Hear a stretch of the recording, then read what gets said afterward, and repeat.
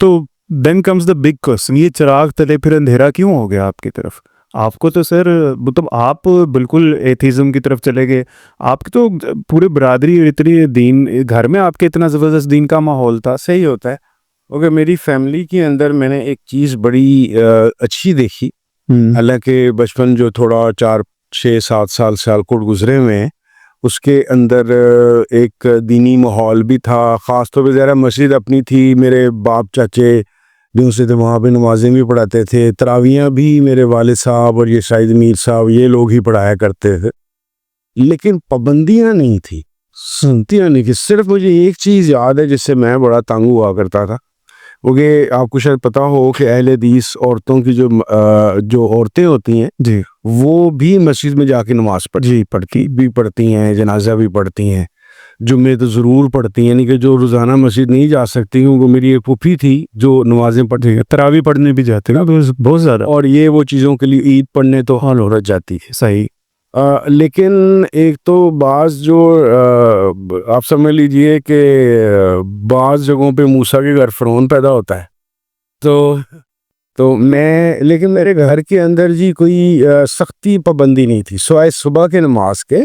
Even میرے والد صاحب جو بہت زیادہ پریکٹسنگ وہابی نہیں تھے, لیکن جب میں نے 8ویں جماعت میں اگر کبھی نماز پڑھتا بھی تھا, بول تو پڑھتا ہی نہیں تھا, تو میں نے رفع یدین کرنی اور اونچی اللہ اکبر کہنا سب کچھ چھوڑ دیا. میں نے بھی, میرے بڑے بھائی نے بھی. صحیح. چھوڑا ہی آج تک نہیں ہمیں پتا, صحیح, شاید لاہور کے اثرات تھے.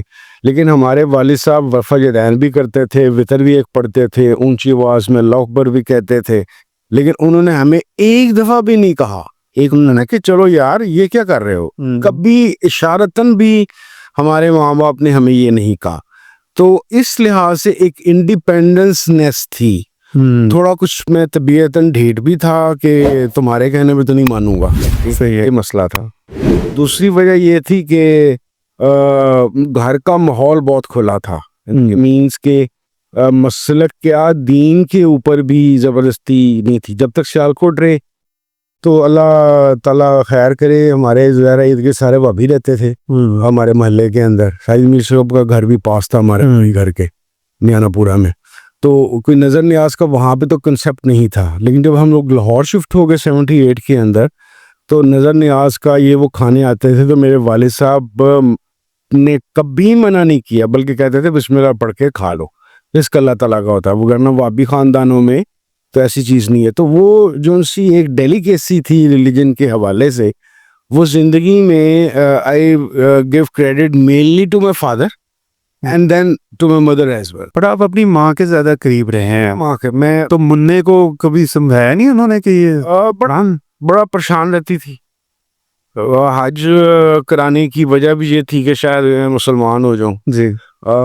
لیکن ٹل دا ٹائم میں شیخ صاحب کے پاس نہیں آیا, میں نے دین اسلام قبول کوئی نہیں کیا. اس وجہ سے کہ ابھی بھی میری ظاہر ہے بہت ساری باتوں پہ شاید لوگ پریشان ہوتے ہوں, میں بیسیکلی کویسچن کرنے سے نہ گھبراتا ہوں. صحیح ہے. تو میرا مسئلہ یہ ہے کہ جو چیز میرے پلے پڑ جاتی ہے میں وہ کر لیتا ہوں, اور جو چیز میرے پلے نہیں پڑتی وہ میں نہیں کرتا. تو ایتھیزم کا یا سوڈو ایتھیزم کا جو تھوڑا سا پیریڈ ہے, اس کے اندر کچھ پرپزلی میں نے اپنے آپ کو بلینک کر لیا تھا, کیونکہ میں جس کو کہتے ہیں نا باپ دادا کا مذہب, تو آپ دیکھ لیں کہ میں نے باپ دادا کا مذہب اختیار نہیں کیا وابیوں کا. پھر باپ دادا مسلمان تھے, تو میں نے I questioned it. تو مجھے یہ نہیں تھا کہ یار یعنی کہ قرآن اگر آسمانی اور الہامی کتاب ہے اور سچی ہے تو کیسے.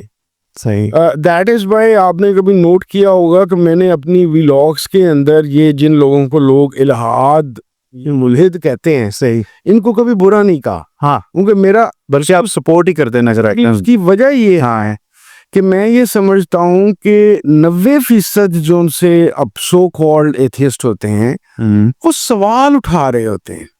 یعنی کہ مجھے بھی ایک زمانے میں یہ جو ان سے کرتب نما چیزیں تھی تصوف کی, یہ مجھے سمجھ نہیں آتی تھی تذکرۃ الاولیاء کی. سٹارٹ میں تو میں اس کو میتھولوجی کے طور پہ انجوائے کرتا رہا, جیسا بندہ طلسم ہوشربا کو انجوائے کرتا ہے. صحیح ہے. تذکرۃ الاولیاء کو بھی طلسم ہوشربا کی طرح انجوائے کرتا رہا.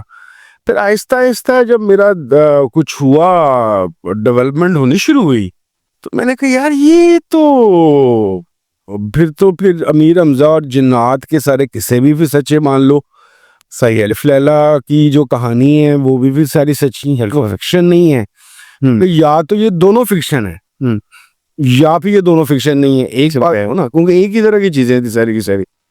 تو اس سارے حلوے نے دماغ میں چل چل کے میں نے کہا ایک کام کرتے ہیں، کیونکہ میری اللہ تعالیٰ کی طرف سے نا ایک کوالٹی بڑی اچھی آج بھی ہے، میں کسی بھی چیز کو ایکسیپٹ کرنے سے پہلے اور ریجیکٹ کرنے سے پہلے اس کے اندر پورا ڈوب جاتا ہوں، پورا ہی اس کے اندر چلا جاتا ہوں. یعنی کہ لوگوں کو یہ لگنے لگ پڑتا ہے کہ یہ بن گیا ہے، یعنی کہ جس کو میں اپنا سوڈو ایتھیزم پیریڈ کہتا ہوں. تو میرے گروپ سرکلز میں اعلان ہو گیا تھا کہ وہیں کافر ہو گیا ہے، میں اتنا اندر گیا تھا.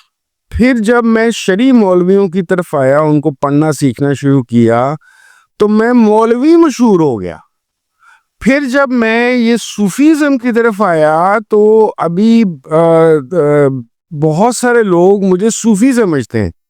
بھیا نہ میں کافر ہوں، نہ میں شرعی مولوی ہوں، اور میں صوفی بھی نہیں ہوں، جس کی وجہ سے مجھے بار بار بتانا پڑتا ہے میں عید شیخ نہیں ہوں، اور میرا وہ پرپز ہی نہیں.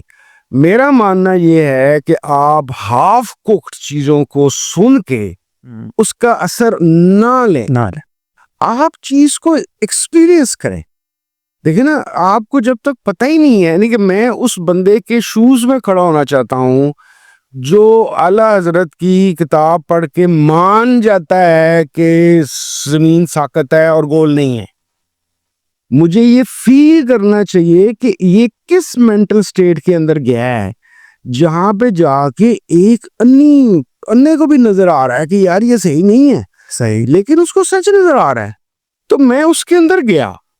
یعنی کہ میں نے بعض پیروں کو اس طرح کا مانا کہ انہوں نے کہا کہ دن نہیں دن رات ہے، تو میں نے کہا رات ہے.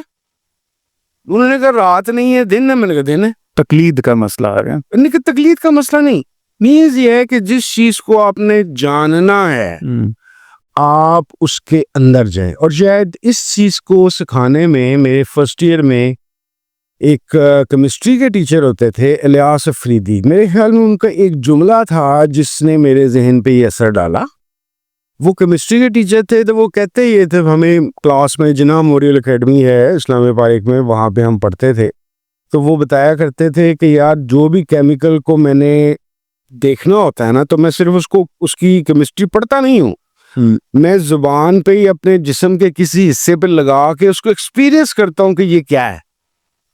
تو شاید وہ چیز میرے ذہن میں بیٹھ گئی، مجھے بڑی اٹریکٹ کی کہ ہاں میں کسی بھی تھاٹ کو تب مانوں گا جب میں اس کو اپنے اندر ڈال لوں گا، کھول لوں گا، پریکٹس کر لوں گا. پھر تھوڑے عرصے بعد جا کے، کیونکہ اگر آپ کی ملاقات میرے سے 2009-2010 میں ہوتی تو میں ایسا عمر وائیں نہیں تھا. جی، میں نے اپنے آپ کو فل ٹائم صوفیزم کے اندر ایسا کو ڈالا ہوا تھا، اس میں گھسا ہوا تھا کہ جو شیخ صاحب کو نہیں مانتا تھا میری کتاب میں وہ کافر تھا. اور میں شدت سے لوگوں سے لڑا، میں اس مینٹل سٹیٹ میں گیا جہاں پہ جا کے اعلیٰ حضرت کے مرید کو یہ بات صحیح لگتی ہے کہ زمین چپٹی ہے.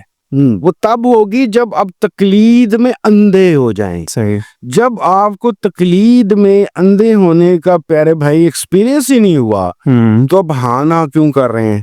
میں نیوٹنزم کو ماننے والا بندہ ہوں کہ سیب کو گرتے دیکھو پھر کشش شکل کو مانو. صحیح ہے. صرف اور صرف کتاب میں لکھا ہوا ہے کہ سیب بھی، صرف فلسفے سے نہیں، ایکسپیریمنٹیشن سے ایکسپیریمنٹیشن کرنی. کیونکہ وقت گزرنے کے ساتھ ساتھ میں تھوڑے دن پہلے بھی سوچ رہا تھا کہ میں کسی زمانے میں ریشنسٹ ہوتا تھا، لیکن پھر پچھلے 12-14 سال کے اندر میں امپیریسسٹ ہوتا گیا، یعنی کہ مجھے ہر چیز کا ایکسپیرینس چاہیے، ٹھیک ہے، اس کے بعد میں مانتا ہوں. تو یہ اس وجہ سے مجھے یہ چیز مزہ دیتی ہے کہ مجھے کوئی یہ نہیں کہہ سکتا میں کسی کو کہ یار ایدی میں گالا مان رہے ہیں. نہیں، مجھے سمجھ آئے. اب جیسے شیخ صاحب ہیں، جی، اگر آپ کی شیخ صاحب کے مریدوں سے ملاقات ہو تو آپ بہت حیران ہوں گے.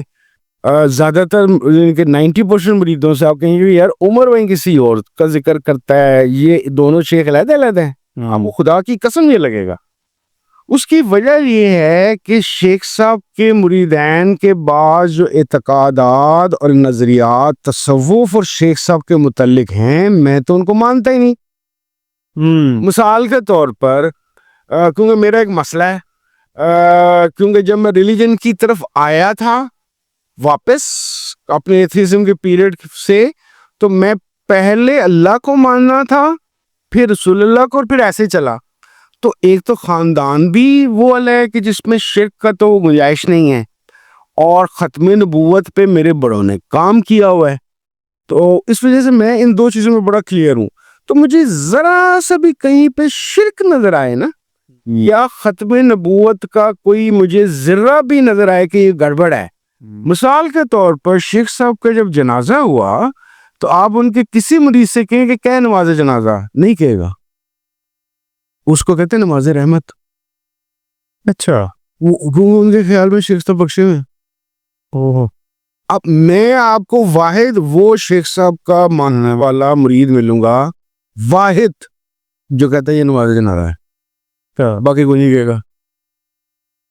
پھر آپ کو ایک اور خوفناک بات بتاؤں، یہ میں اپنے گھر کی بات صحیح ہے تاکہ آپ کو کلیئر ہو کہ میں تقلید بھی جب کرتا ہوں نا تو میں ہوں فلسفے، ہاں نہیں، آنکھیں کان کھلے رکھے بس۔ یہ ایک اور پیروں میں بڑا مسئلہ ہے۔ آپ کسی پیر، میرے شیخ صاحب کو چھوڑیں، آپ کسی پیر کے مرید کو کہیں یہاں پہ تمہارا پیر غلط ہے، آپ کا سر پھاڑ گئے گا۔ صحیح کہہ رہے ہیں۔ اس کی وجہ کیا ہے؟